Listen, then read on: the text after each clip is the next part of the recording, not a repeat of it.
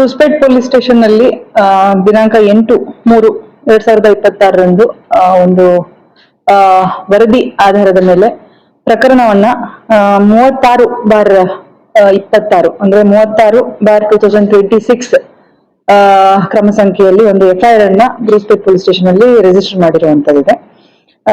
ಅದರಲ್ಲಿ ದೂರಿನಲ್ಲಿ ಬಂದಿರೋ ಮಾಹಿತಿ ಮೇರೆಗೆ ಕ್ರಮವಾಗಿ 103 ಸಬ್ ಕ್ಲಾಸ್ 1, 109, 118 ಸಬ್ ಕ್ಲಾಸ್ 1, 118 ಸಬ್ ಕ್ಲಾಸ್ 2 ಹಾಗೂ 125 BNS ಸೆಕ್ಷನ್ ಅಡಿಯಲ್ಲಿ ಈ ಪ್ರಕರಣವನ್ನು ದಾಖಲಿಸಲಾಗಿದೆ.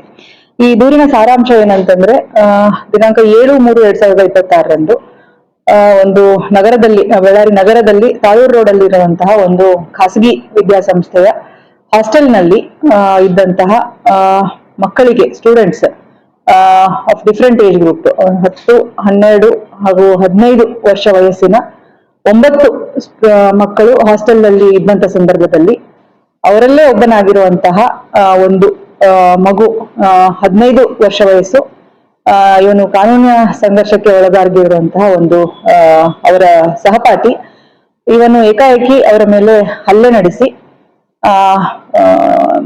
ಒಂದು ರಾಡ್ ಹಾಗೂ ಒಂದು ಶಾರ್ಪ್ ಒಂದು ವೆಪನ್ ಅನ್ನ ಯೂಸ್ ಮಾಡಿಕೊಂಡು ಮಕ್ಕಳ ಮೇಲೆ ಏಕಾಏಕಿ ಹಲ್ಲೆ ನಡೆಸಿ ಸುಮಾರು ಮಕ್ಕಳಿಗೆ ವೇರಿಯಸ್ ಟೈಪ್ಸ್ ಆಫ್ ಇಂಜುರೀಸ್ ನಾವೇನ್ ಹೇಳ್ತೇವೆ, ಸಿಂಪಲ್ ಇಂಜುರಿ ಹಾಗೆ ಗ್ರೀವಸ್ ಇಂಜುರಿ ಹಾಗೆ ಒಂದು ಮಗುಗೆ ಫೇಟಲ್ ಇಂಜುರಿ ಆಗಿಬಿಟ್ಟು ಒಂದು ಮಗು ಮೃತಪಟ್ಟಿರುವಂತದ್ದು ನಮ್ಗೆ ಈ ಘಟನೆಯಲ್ಲಿ ನಡೆದಿರುವಂತದ್ದು. ಸೊ ಈ ಸಂದರ್ಭದಲ್ಲಿ ಮಕ್ಕಳು ಹಾಸ್ಟೆಲ್ ಅಲ್ಲಿ ಇದ್ದಂತ ಸಂದರ್ಭದಲ್ಲಿ ಒಬ್ರು ವಾರ್ಡನ್ ಕೂಡ ಅಲ್ಲೇ ಇದ್ದಂತವರು 8 ಜನ ಟೋಟಲ್ 7 ಜನ ಮಕ್ಕಳು ಒಬ್ರು ವಾರ್ಡನ್ ಇವರು ಆ ಸಂದರ್ಭದಲ್ಲಿ ಇದ್ದು ಇಂಜೂರ್ ಆಗಿರುವಂತವ್ರು. ಅದರಲ್ಲಿ ಒಂದು ಹೆಣ್ಣು ಮಗು ಕೂಡ ಇರುವಂತದ್ದು ಅವರ ಸಹಪಾಠಿ. ಸೊ ಎಲ್ಲರೂ ಇದ್ದಂತಹ ಈ ಒಂದು ಹಾಸ್ಟೆಲ್ ನಲ್ಲಿ ಈ ಪ್ರಕರಣ ನಿನ್ನೆ ರಾತ್ರಿ ತಡರಾತ್ರಿ ಸುಮಾರು 10 ಗಂಟೆಯಿಂದ 11 ಗಂಟೆ ಮಧ್ಯದಲ್ಲಿ ನಡೆದಿರುವಂತದ್ದು. ಹಿನ್ನೆಲೆ ಇದ್ರದ್ದು ಏನಂತಂದ್ರೆ ಮಗುವಿನ ಬಗ್ಗೆ ನಾವು ಈಗಾಗಲೇ ವಿಚಾರಣೆ ಮಾಡ್ತಾ ಇರುವಂತದ್ದಿದೆ. ಯಾರು ಈ ಅಸಾಲ್ಟ್ ಮಾಡಿರುವಂತ ಮಗು ಈಗಾಗಲೇ ಅಟ್ ಲಾರ್ಜ್ ಇದ್ದಾನೆ, ಅವನು ಕಣ್ತಪ್ಪಿಸಿಕೊಂಡಿದ್ದಾನೆ. ಸೊ ಅವನನ್ನ ಪತ್ತೆ ಹಚ್ಚುವ ಬಗ್ಗೆ ಪೊಲೀಸ್ ಡಿಪಾರ್ಟ್ಮೆಂಟ್ ಕಡೆಯಿಂದ ಸುಮಾರು ಎಫರ್ಟ್ಸ್ ನಡೀತಾ ಇದೆ.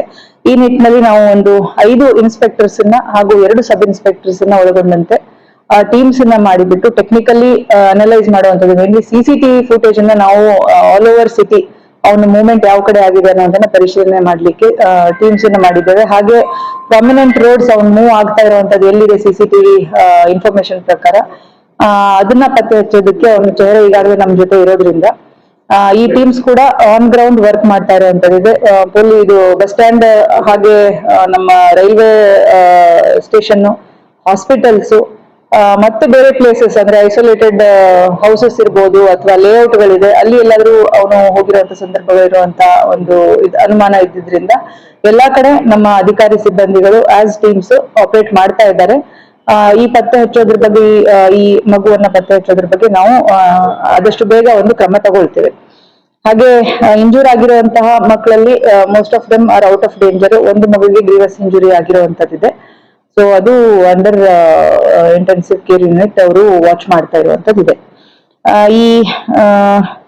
ಈ ಪ್ರಕರಣದಲ್ಲಿ ಮೃತಪಟ್ಟಿರುವಂತಹ ಬಾಲಕನ ತಂದೆ ಕಡೆಯಿಂದ ನಾವು ಒಂದು ಕಂಪ್ಲೇಂಟ್ ತಗೊಂಡು ಪ್ರಕರಣವನ್ನ ದಾಖಲಿಸಿರುವಂತದ್ದು.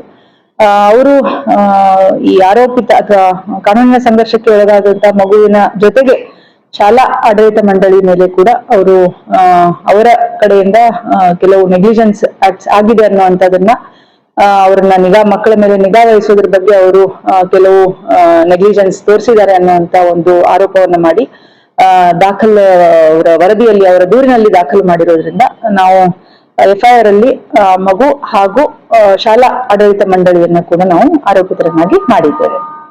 ಸೊ ಮುಂದಿನ ಏನಾದ್ರೂ ಮಗುವನ್ನ ಪತ್ತೆ ಹಚ್ಚಿದ್ದು ಮಾಹಿತಿ ಬಂದಲ್ಲಿ ತಿಳಿಸಲಾಗುತ್ತೆ. Thank you.